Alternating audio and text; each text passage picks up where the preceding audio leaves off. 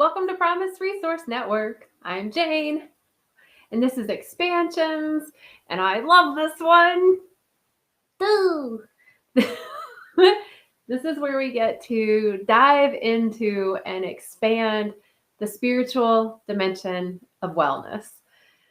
And I'm really excited to share some of the stuff today that I kind of have on my mind and my heart.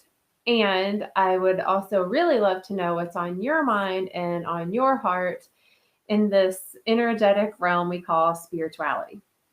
So, so I also just washed my hair. How about that? It feels so fancy. Feels so feels so Rick James right now. That's what it looks like, and I don't mind. So while I give everyone a moment to tune in, hello Tara.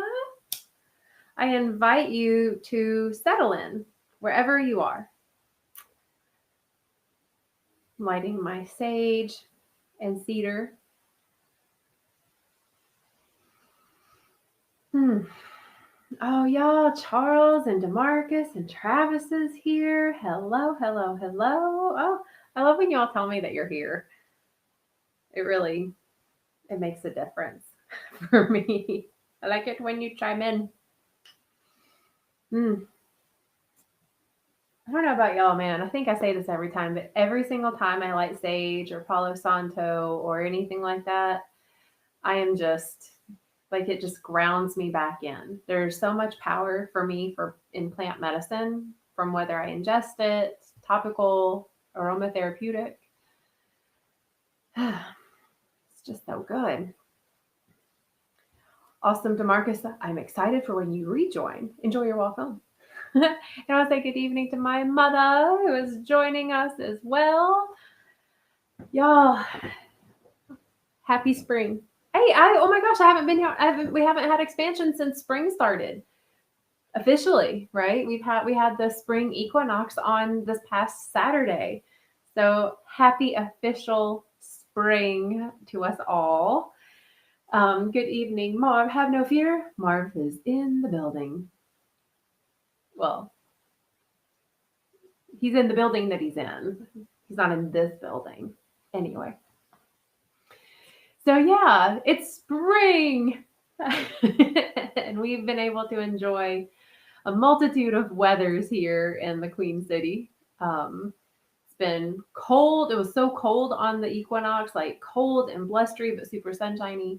Today, the weather's been like, is it spring or is it fall? Na, na, na, na, na. Tons of the flowers are starting to bloom and blossom. The bumblebees are starting to come out, and that makes me really happy because I love bumblebees. They're one of my favorites. So, hey, Alan, I'm happy you're here too. Oh, it's so good to see you all. Welcome, welcome, welcome.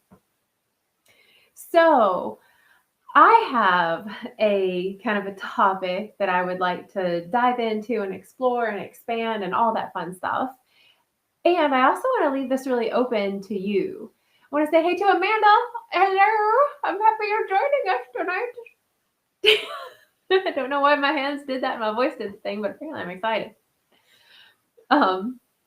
So I'm curious, first of all, so here we are. It's the spiritual dimension of wellness. Is anything on your minds or on your heart that you would like to dive into, expand, explore, talk about, share about? Is there anything that you are searching for or that you want to share that you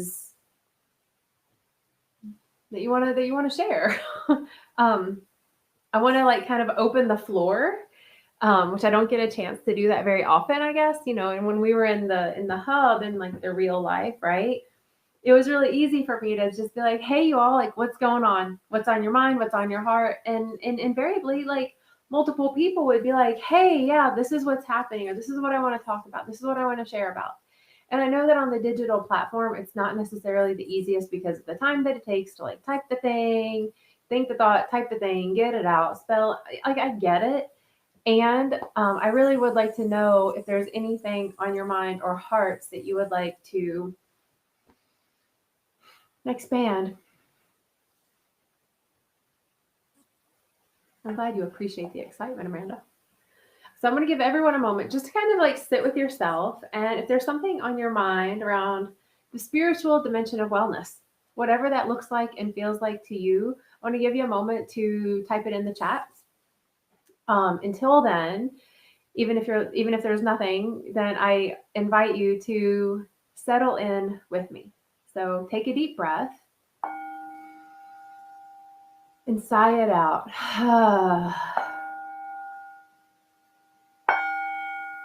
We've all had a day, have we not? We've all had a lived experience today.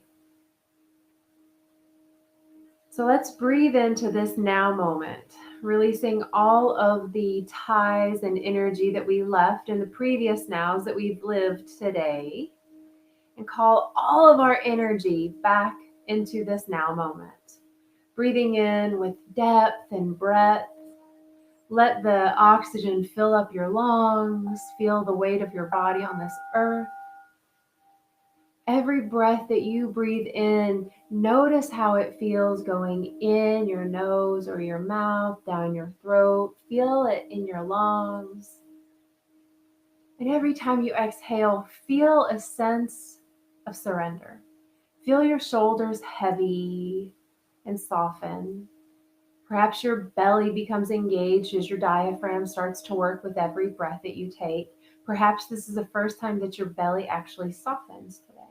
Just notice and breathe and connect to this now moment.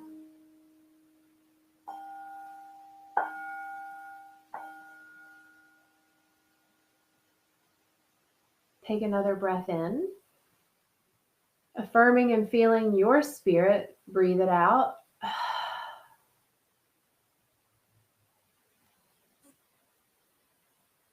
And now I feel like we're here. I'm here. Awesome. Yes, let me see what y'all are sharing. Let's see. Amanda says, ooh, I love this. It's one of the things I've struggled with the most. Western view of spirituality is translated into religion. That was the emoji. Yeah. Hashtag me too. I have definitely, I struggled with religion a lot. My whole upbringing, none of it aligned for me. None of it felt right. None of it felt good. It was all bathed and steeped in judgment, fear, right? Lack, guilt, shame, all of those fun things. Humaning was never really a part of it. It was always taught with very dogmatic parameters that just never really resonated for me. So I'm excited that Eastern philosophy is really starting to make its way here into the Western culture, albeit full of appropriation that we get to recognize and make sure that we call out, right? Because that's a thing. So I want to expand on that too. Tara says, I'm trying to find ways to stay connected to Source daily without all of the stop and start, being more consistent with a daily connection practice. Yes. I recently had someone reach out who's looking to kind of expand their meditation practice. And meditation can be used to, calm the mind. Well, if I calm the mind, then I can connect to Source with awareness. We're always connected to Source, but it feels really good when we're aware of it. It's like, I know I'm loved. I get it. But it feels really good when someone's like, I love you, Jane. It just feels different when I can sense it in different ways, when I become more aware of it. So I definitely reverberate with that, Tara, a lot, because we become what we feel to be disconnected, even though technically we can never be disconnected, because it's all energy. So finding practices, right? A daily practice, something to do all the time, all day, every day, or at least once a day, or something to maintain that awareness of that connection, I think is extremely valuable for our life, for our recovery, recovery from, yesterday, recovery from religion, recovery from our childhood, the system, the program, upbringing, you name it. Let's see. Alan says he sat in the healing, soothing sun yesterday. Yes, that to me feels like a big spiritual connection personally. Yes. Amanda. Yes, she shares that it took her coming to PRN as an employee to understand and feel spiritual connection. Right? What does spiritual connection feel like? Right? Let's see. Mar says, I found a few good sites I used to help to get sleep and to stop panic attacks. They're me and my sanctuation. Oh, interesting. Oh, hey, Brandy, I'm happy you're here. Travis, yes, Travis wants to learn more about the chakras. That's part of my medicine. I've been studying the chakras for like at least 20 years now. Like study, practice, using all of the aspects of energetic healing, and it all ties into spirituality because, if you think about spirit, it's not like spirit. Well, spirit's in everything, right? It's the energy of love. It's the thing that holds us all together.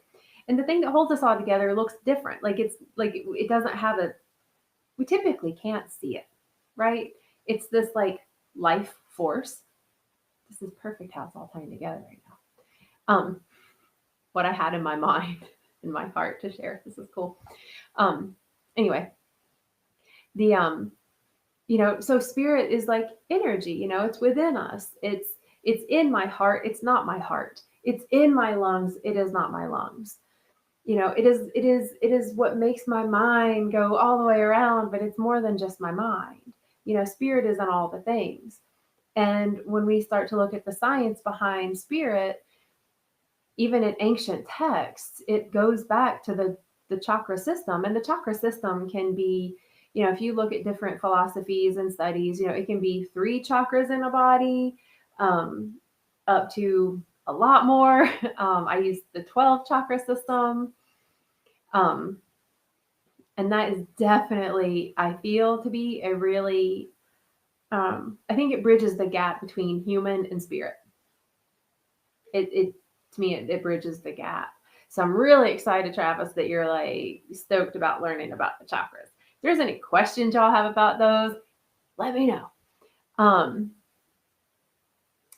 Oh yeah, Mark says both of the sites use the meditation, but he likes to think the best, but also about the chakras. Cool. Yes. Scroll there. Okay. I feel that it's so interesting because I can see this like tie a thread between what everyone has shared so far. And it's like connecting more with spirit, finding it in ways that are a little bit out of the ordinary, meaning in the Western ordinary way to connect with spirit, which I'll call God in this example, you had to go to church. Like that was the way you connected with, God.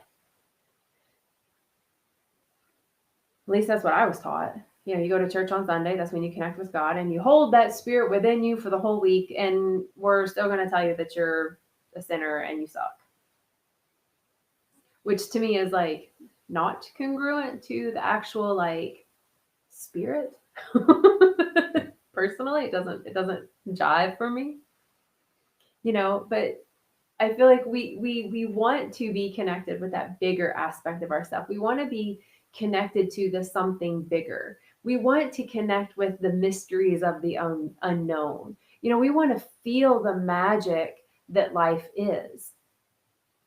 We want to feel it, and when you felt it, whether it's, you watch the sunrise and you have that moment where you realize that what you're seeing is literally just for you. And that it's this amazing gift from the universe that OMG, this sunrise is just for me. And then you feel, maybe you feel overcome with tears or joy or gratitude or just connection and something bigger.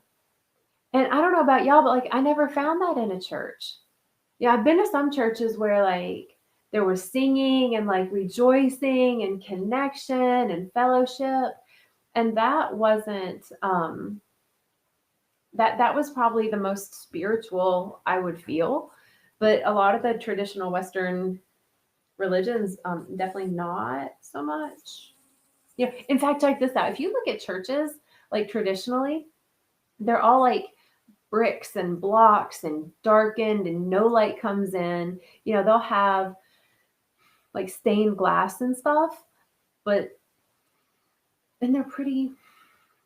And it's also very interesting that it's such a controlled way to confine the way the light comes in and only let the light come in through the images that they have created. Let that one land. They only let the light in traditional Western churches. They only let the light in through the images that they have created. We let the light in. The light is already in us.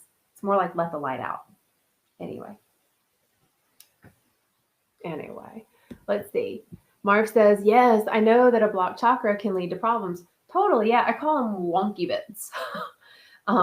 I feel like when there are imbalances in our chakras, whether they have a wobble, maybe they're spinning a little slowly, right? Maybe there's what feels to be a blockage in it, a pattern in it that makes it kind of, it's kind of like if you have all these cogs going in a system and someone puts like a bobby pin in there, like it'll still work, but it might just throw everything off just a little bit, right? It's kind of like if you wear one heel and one flat shoe, you're going to be a little bit wonky. So yeah, it can definitely lead to problems. Chakras play such a big role in our physical body, first of all. In our mental body, there's a huge relationship between our chakras and our emotional body. Oh, like so closely related, it's bonkers. Let's see. Charles shares, I'm tired of dealing with a government agency whose sole reason for existence is to create revenue from those of us that are out here trying our best to do the things and work within the boundaries they set forth, and yet get penalized even though they're holding the stupid sticker they say I have to have without representation as to why they're withholding it. Sometimes it's just not worth it all. The windowless factory is starting to look good again. Yes, I'm breathing through it, but it ain't helping. Thank you for sharing that. Thank you for sharing that, for sure. When we look at the system, the system of control, the system of oppression, the system of greed, right? The system of hierarchy, the system of righteousness, of favoritism, favoring the white collar, right? And if you're not of that white collar, you're not favored as much, right? You're just not. That's the system that we are currently in, that we are recognizing and witnessing and being like, oh, this isn't cool. This isn't right. This is actually oppressive for a lot of people. And I need to stand up for it and change it. So it's kind of like, how do we make peace with something that is, although we don't like it at all, and not get burdened by anger or resentment or become stagnant in our own life and creation because we don't agree with the way something is in the system, right? And that's when I feel like meditation, breathing, right? Big time helps. And creating new ways to be fluid in the structure of the system. Whatever that looks like,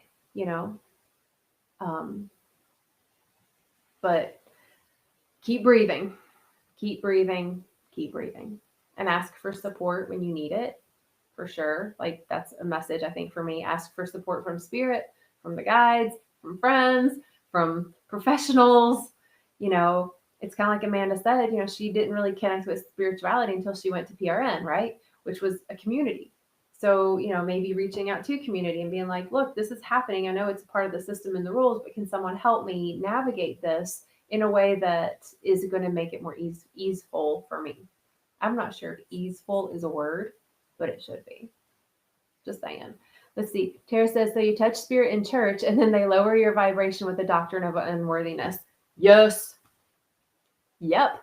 Sure enough, right? That's what they tell you. You must come into church so that you can touch the spirit.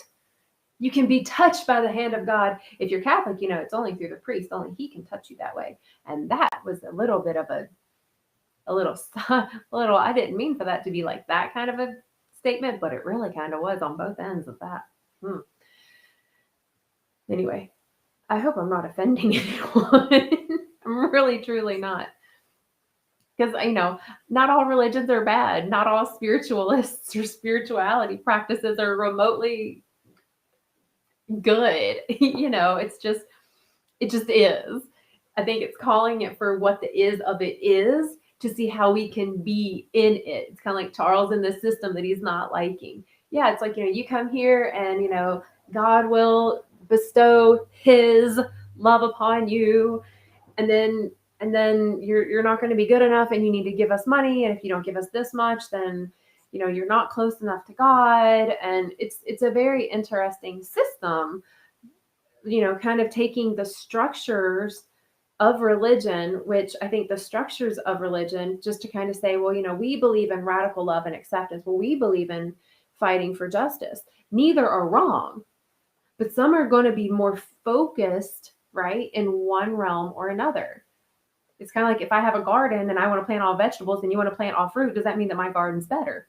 No, they're both nourishing. People are going to come to me when they want the veggies and go to you when they want the fruit. So I think religions have a beautiful place. However, in the Western culture, due to Christian colonization, it's really been manipulated in such a way that it has become really unhealthy and has been the righteous reasoning behind systemic oppression. That's a lot. That's a lot to be able to reclaim spirituality, reclaim, all of the things, the knowledge, the wisdom, the love, the harmony, the bliss, the euphoria, the pleasure, and still have the system that really sucks. This to me is where the spiritual dimension of wellness kind of really comes in. Marv says, okay, talking about the apps. Cool. Yeah. If y'all are interested in some apps that Marv is sharing, he's like sharing them on here. I don't know, but he's got them listed.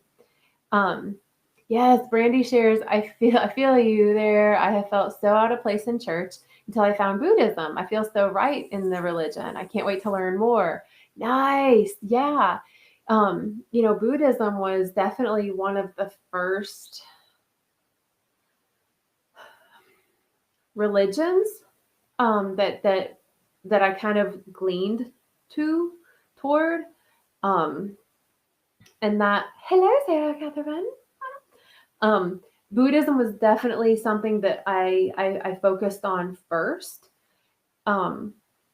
which was really interesting because I was also at the time really diving into a lot of Hinduism unbeknownst to me because I was super studying the chakra system. So I was like starting to study the chakra system and Buddhism, which they're very closely related. And there are definitely some big differences between them, which I think is beautiful because, you kind of take what resonates for you, and what resonates for you may be different every day. That's why poo-pooing one religion or one belief system forever and being like, no, that's just wrong. Yeah, some days you may need that. Like for real. Like recently I've kind of gone back into studying the tantric texts, which is not 110% aligned with Buddhism. Does that mean that I need to say, no, Buddhism's not right? It's wrong?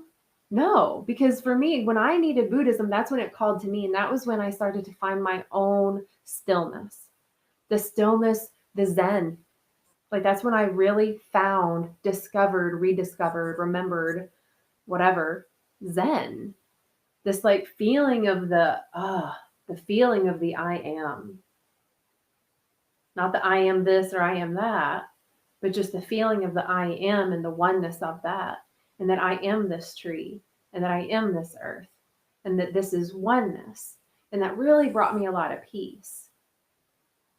And then I started now really, and then I would go back into like my chakras and the metaphysics studies and like total nerd alert style. And then I come back to gathering in community, which would be very churchy, right? Let's gather in community. Let's be in fellowship.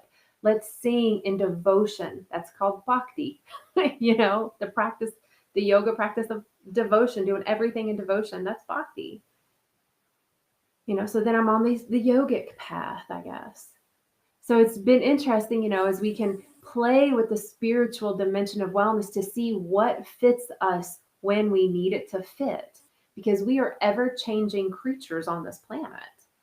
Now, there's some days when I'm so alive with life that I don't want to be in Zen, man. I don't want to be still. I want to celebrate. I want to rejoice. I want to sing and play and dance and paint and create. Woo! And some religions even say that that's wrong, that you shouldn't dance, that you shouldn't move your body like ancient humans have always done to celebrate life, death, and everything in between. Interesting, now, isn't it? There says, I have a Buddhist temple in my neighborhood. What? Somehow living near it makes me happy. Yeah, I bet. Have you been? Have you visited? Here's a question. Have you visited that Buddhist temple? And I ask you, Tara, and I kind of ask all of us, have you been to other spiritual sanctioned spaces to experience the way a group of people connect to spirit? I haven't been to a Buddhist temple. I've been to other temples.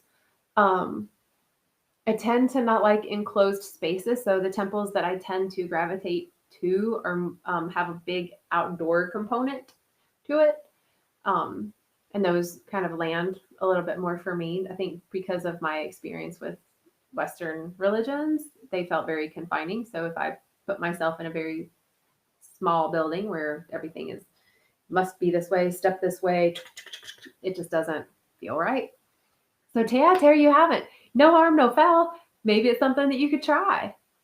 Who knows? Maybe you and Brandy can go together. Who knows, right? Just saying. Ooh, Alan shares, the traditional church I attend, they tell us all we are all sinners and must pray for redemption. There is no mention of spirituality, which is the road I've chosen to travel. I don't see myself as a sinner.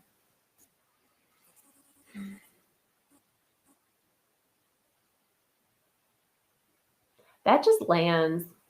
That, Alan, that's the exact. Oh, Tara lives in Raleigh, Brandy. Alan, what you share really lands for me. That was the exact message that I received as well in church. You're all sinners. Come on, come all. You all are all sinners. Come into this church and give us money, and we'll tell you how to be saved. Come on, come all. Pray to the Jesus and the white man in the sky. We'll call him God. Like literally, that was the message that I was given. And it had nothing to do with spirituality. It had nothing to do with love, with connection, with the divine. It had nothing to do with the cosmos and infinite intelligence that courses through my bones and my blood and my body. It didn't tell me that we are one as a life force upon this earth. Rather, it said, you are flawed and you are flawed and you are flawed. Here's the thing. You can look at this from two different angles and you're still going to get the same answer. Either we are all perfect or we're all imperfect. Samesies. Same. If we're all imperfect, then that makes us perfect in our nature. If we're all perfect, that makes us all imperfect in nature, right? It's kind of like if you look at a tree, are they all perfect or are they all imperfect? Their nature, right? And Alan, that takes me to the notion of sinner, right? Sin. It means to miss the mark. That's like the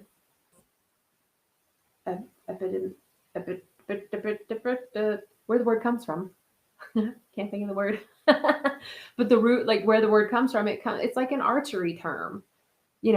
It's changed to be something we call ourselves as we mess up, but it literally means to miss the mark. We miss the mark every day. If you ever have shot an arrow at a bullseye or thrown a dart at a bullseye, you don't hit the bullseye every time. Now, when you throw that dart and you don't hit the bullseye, do you drop to your knees and beg the other players in the game or the owner of the establishment, please forgive me? Please, please tell me I'm good enough again, dear owner of this establishment, for I missed the bullseye when I threw that dart. No, we don't. We pluck that sucker out and we shoot it again. And that's acting the life of a redemption life. That's living a redeemed life. I'm going to continue to move on. I'm going to continue to move forward. Redemption, what's the difference between redemption and recovery? I mean, I know they're slightly different. But still, and that, Alan, I feel like is such a message that many westernized churches share. You're a sinner. Yes, I do miss the mark. Now, does the establishment judge me for it? More than likely. Does any ancient spiritual text ever say you should judge someone because this is the right way? Nope, they actually don't. And I'm talking like any ancient texts. And most ancient texts have been destroyed, or they're in some silly British museum because the British were the one that colonized everything and took the culture from everybody. Mind blown, right? It's a fact. It's true though. They did. They do. They still do.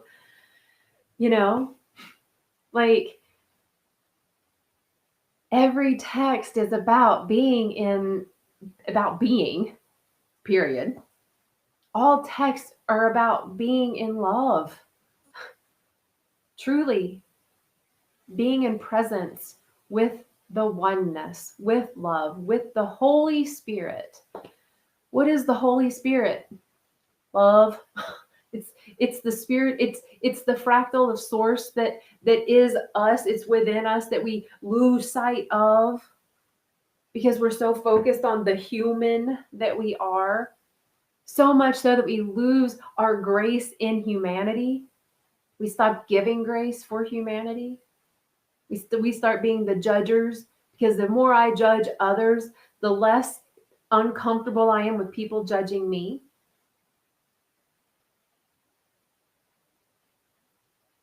That's the way I see it. Tara says, yeah, you are created in the image of God, but you were born a sinner like filthy rags. That entire thing was a huge contradiction for me.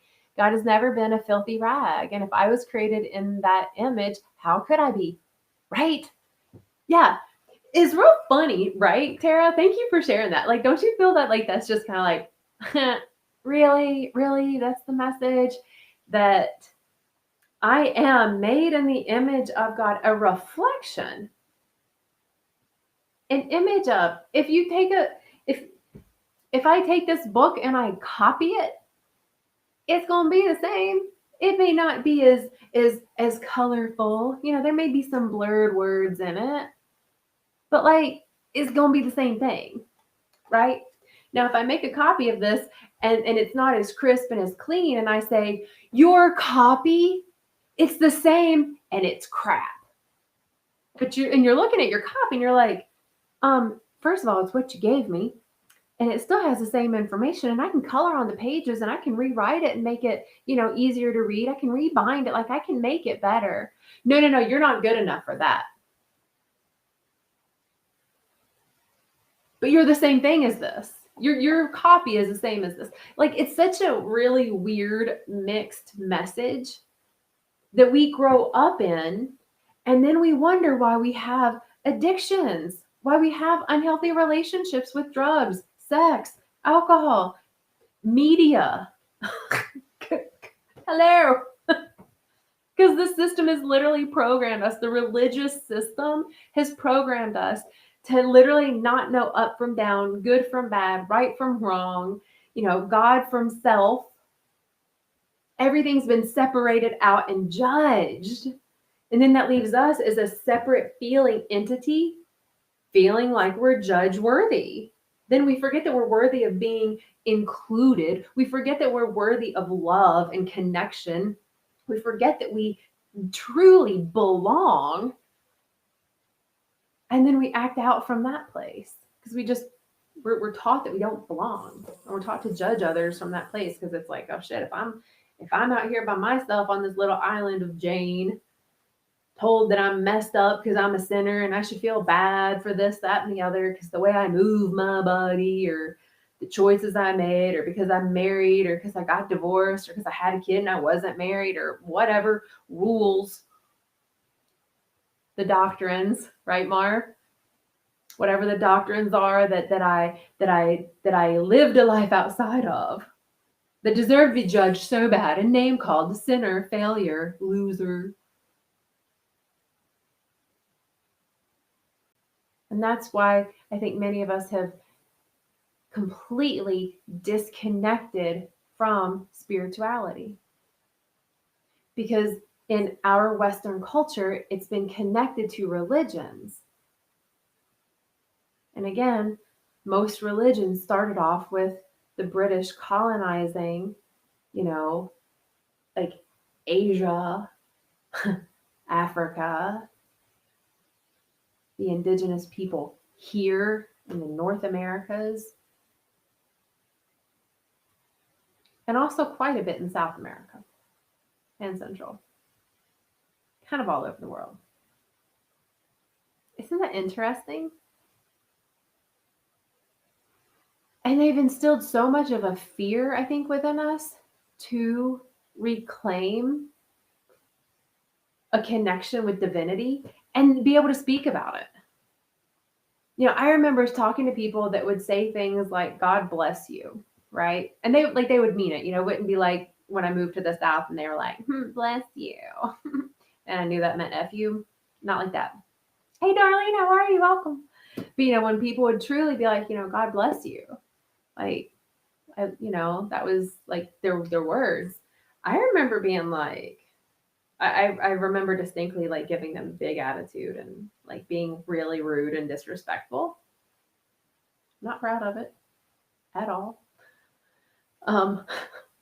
But I was, because I was so turned off by it that even when someone was like trying to share love, even when people would actually love me, whether it was in relationships or partnerships or workplace peers that just loved me because they were loving people and shared love, I wouldn't even believe it because I was so in the belief system that I wasn't good enough to be loved because of the message that Alan shared that he hears in his church, which is you are sinners.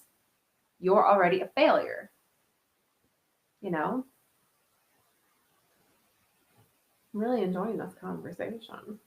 What else do y'all have to share? Because I feel like I've been sharing a lot, and it's interesting. Yes, it felt conditional. Yes. And it was very conditional.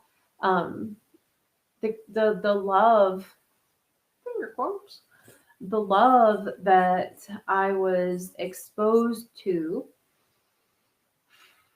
not spiritual love by any stretch, but love in all the other realms were always conditional. Partners that would express or show or share love more if I fill in the blank. Love was conditional. Well, if I looked a certain way, then people would love me more. And then it turned like, then that was also my beliefs. Like the way I loved myself was even conditional. Like I really took on the beliefs, the dogmatic, judgmental, fear-based, lack-based beliefs of the church. I took them on so much because that was the word, right? Like that was the word and you believed the word. And so I took that on as a truth. So I believed in my heart My mind believed so deep that my heart that I wasn't lovable, that I wasn't. It didn't matter how often, like my mom would say she loved me, or if my dad said he loved me, or whatever, you know, then they would still do things that would feel conditional to me, further solidifying my belief that I'm not worthy of this love because the system told me that I'm not, you know, I'm just not. You know, the system has been set up that if you are in a white man identifying body and you have a white collar job, especially, like the system's designed to favor you and has even said that Jesus looks like you and that God looks like you. So if you're not in a white dude body making money doing that, like, let me go to college, have the wife, have the kids, white picket fence. Like if you don't have that, so if you're in a woman body, if you're in a brown body, if you're in a brown woman body, oh God, like the system of religions have told us, the colonizing Christianity ones have told us that we are subpar in God's eyes. Like that literally has been the message.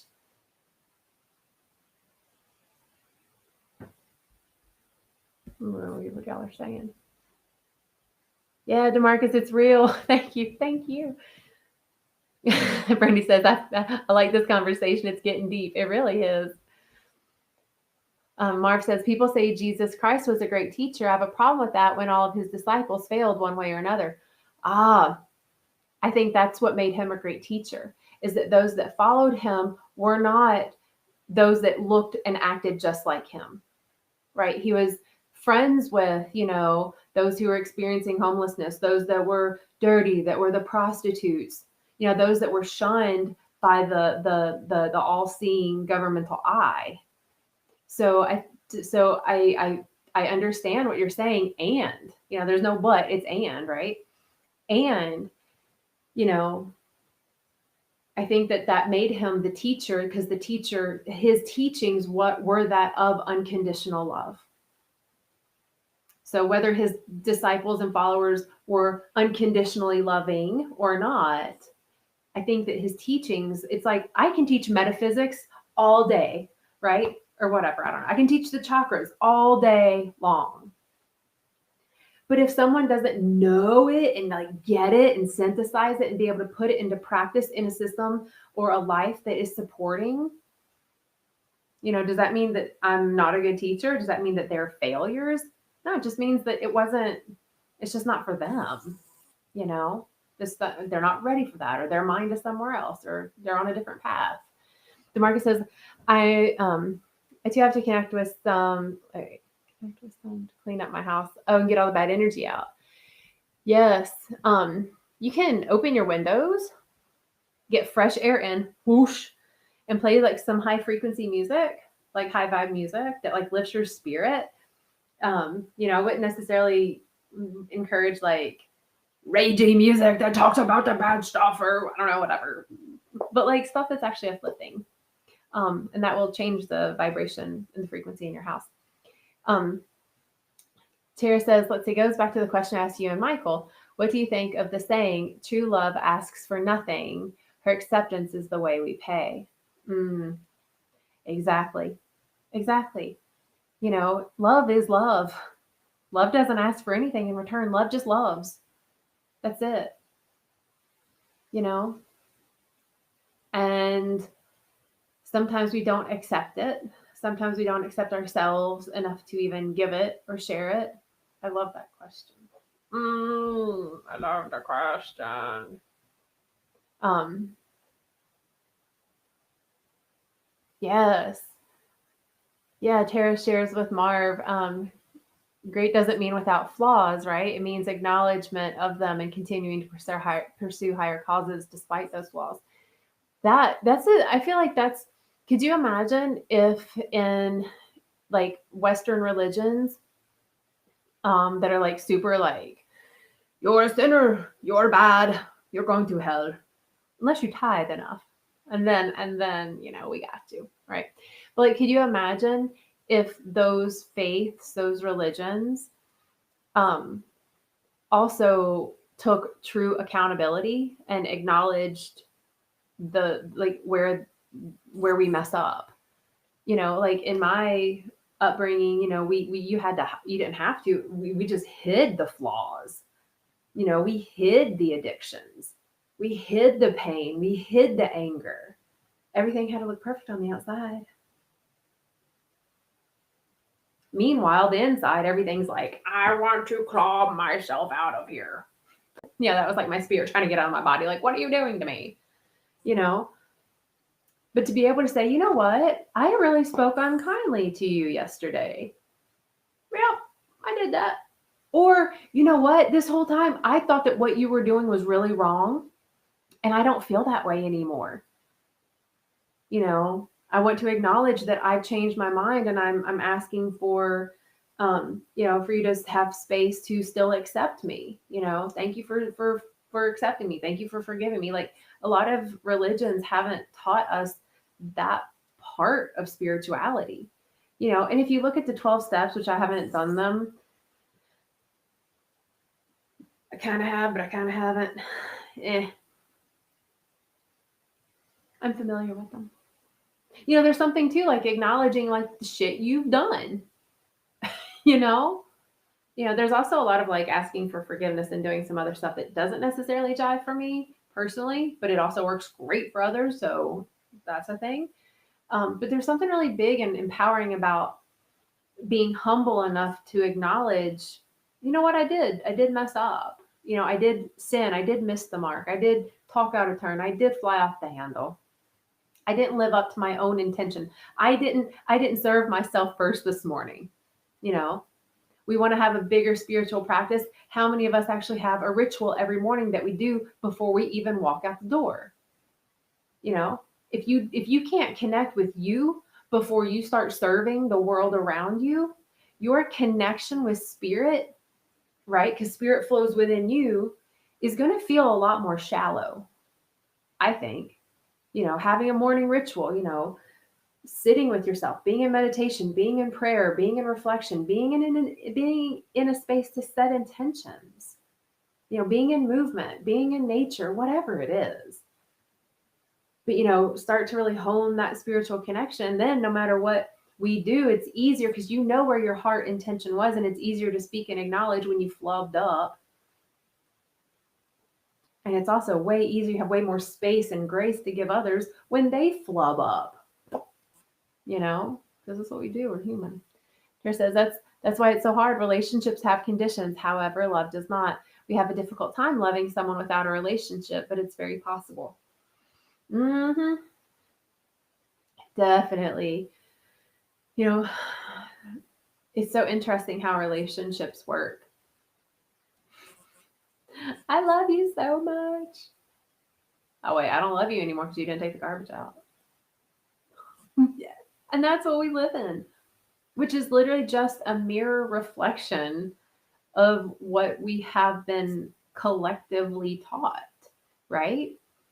Marv says the doctrines are just one part of his teachings, but he taught many things, not just the one idea. And then Marv says, I first get in touch with my spirit and then seek others. Yeah. It's interesting too, Marv. I'm glad that you bring up the Jesus, the Jesus Cristo, because, he did teach many things, and y'all still haven't read the Bible. So that's a thing. I know. That being said, I know that Jesus taught a lot of stuff, and from my perspective, and I would like to hear yours as well, but from my perspective, it's that his message was, hey, y'all, you're love. I'm love. I'm the son of God, but you are too, but for real. It was almost like he was teaching all the metaphysics of like, we come from the same source of energy, and it's love, and it's unconditional. Like, I don't care if you are, a murderer, I still love you. I don't love that you murder. So like these messages were so big. And then when you look at the Bible, None of the books that were about the women are in there. They were all taken out.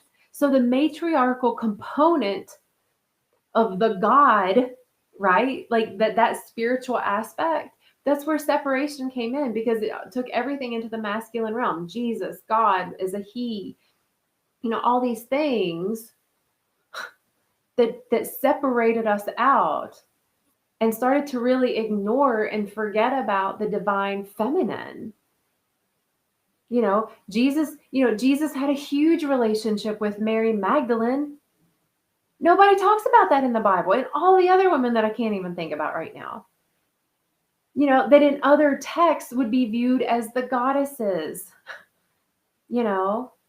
So that's another thing, when the British Christians came in to colonize everything and say, no, your culture isn't going to be good enough. Let us take your culture, take your land, take your traditions. You will tithe and pay us, and we will in return let you live.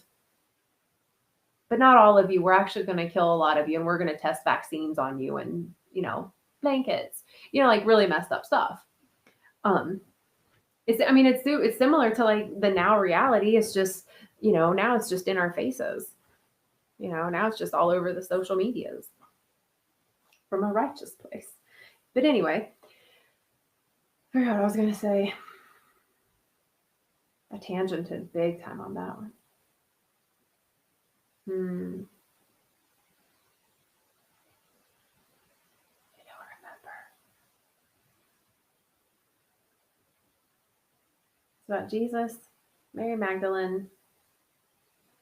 I'm not really sure where I don't remember where I was going to go, but I know where I'm going to go now with that.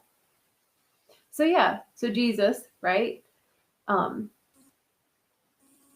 yeah. So when the British came in to colonize all the things, they left out so much of the matriarchal, the goddess, the feminine, the earth medicine stuff to completely separate us from bigger aspects of spirit.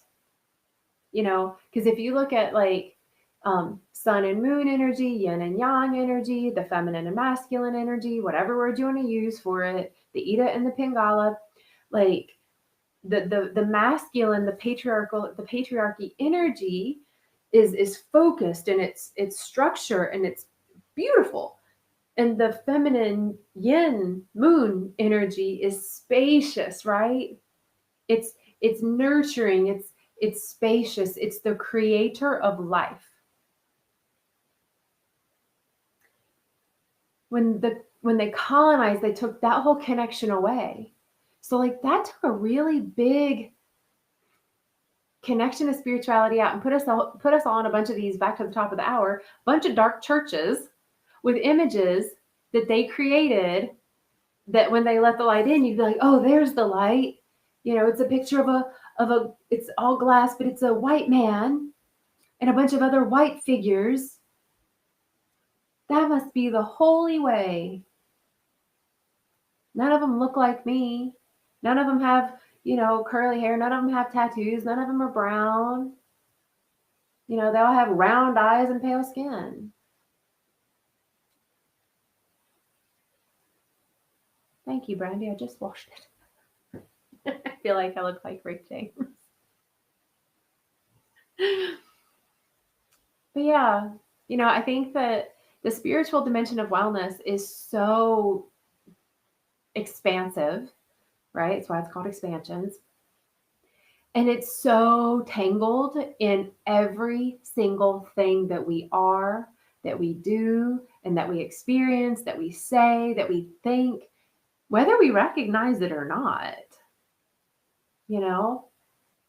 Brandy mentioned earlier Buddhism, right? And how it's like this, it's very Zen. So Buddhism is like, oh, sorry. I don't know where I yawned from. I have a lot of energy right now. That's why, it's because I'm talking a lot. That's why. I needed to breathe in. But Buddhism is super Zen, right? Like, yeah, Brandy, I was gonna say that. That's exactly what I usually say when I'm in real life. Umar says, yes, the book of Matthew, Jesus asks, do you love me? Then feed others. right? Yeah. Travis said, I tried to study Christianity many times in my life, but if I had questions, I was told I shouldn't question God or that I needed faith. Oh, yes, right? Yes. How dare you question? What? That's such a messed up response to any inquiry, any curiosity. Curiosity is opening the mind's eye to go beyond what is now manifest into the space of pure potentiality, which that is the representation of the divine feminine. That is the cosmic womb. So interesting, right? That's the response that we would get when we would question things like, hey, that doesn't make sense. I don't get this. Why doesn't this book add up to this book? Because they don't want to tell you that the 15 books in between it were removed because it actually tells you about how to be sovereign and in pleasure, right? Alan says, yes, during one Bible meeting last year, everything was addressed to men. Women were not mentioned, yet most of the people in the room were women. When I brought this to everyone's attention, I was given some lame explanation about why this is done. Thank you, Alan, for speaking up in that situation. And always, thank you. Thanks for speaking up to that. Like, why don't we question? Really, there were no influential, strong women in those years that the Bible was, but every other text mentions women, or at least the goddess energy, or creator as being a womb. Like, I don't get that. Thank you so much for speaking up to that, Alan. For real. I appreciate that. Thank you from people in women's bodies who haven't been spoken up for in life. Thank you. We are here I feel that we're here to be in exploration, that we're here to untangle the webs of our mind, that we're here to dive into and clear through all of the emotions that we've accumulated over our lifetime. I feel that we're here to be in eagerness and excitement and in curiosity and creation and celebration. I feel that we are here to be connected to spirit in all forms. So be connected to the spirit with, the tree. Be connected to the spirit of the ginger turmeric tea, the plants that you're about to drink. Connect with the spirit of your neighbor, of your enemy, of your parents that maybe you love or maybe you don't love. Connecting with the spirit of yourself, the spirit of the earth, the spirit of the stars and the cosmos, the sun, the moon, the planets, all the things. I feel that we're here to reconnect with all facets of spirituality. And while we do that, we are going to be unwinding, untangling, and removing and all this stuff based on the program that we have been given by a system that was designed to keep us in fear, lack, judgment, and stagnation. Let's see, I want to see what Tara says. And the first time the gospel were spread, it was by women. Yeah. When they went to tell Jesus was no longer in that room, they were spreading in that room was the spreading of the news of Jesus Christ. Yes. Yes. When they told the story that Jesus was no longer in the tomb. The room, the tomb, not the womb. I feel that. Yeah. Michael, good evening, Michael. I have no idea what you're saying. No thanks to you. I'm guessing I said something. But yeah, so I want to leave us with this invitation to keep exploring spirituality, not with that lens of judgment and that's wrong and that's weird, but just with this openness and an open eye. Like, what did that tribe practice? I'm curious. I want to know. Because appropriation has been a part also of our culture. Let's find the roots of the things that has connected humanity to spirit and see what resonates and what lands. And that way we become a more open, loving, connected community of humans all around the planet. To me, that's world peace. Personally, So I'm so grateful that you all chimed in and hung out with me tonight, y'all. For real, I'm so happy that this was the way it was tonight. I had so much fun. I love the conversations. I love what you all shared. I love your perspectives and sharing your experiences. You made my day. For real. So keep enjoying this day. Keep in your curiosity and keep taking care of yourselves and each other. And remember how loved you are, please. And if you want to do something creative with me, hop on the Facebook Live tomorrow at 10. We'll have frequencies. So going to be playing that. And then tomorrow night is 5 o'clock Love Talks with Michael and me. So no telling what we're going to talk about. Anyway, I love you all. I'll see you all later.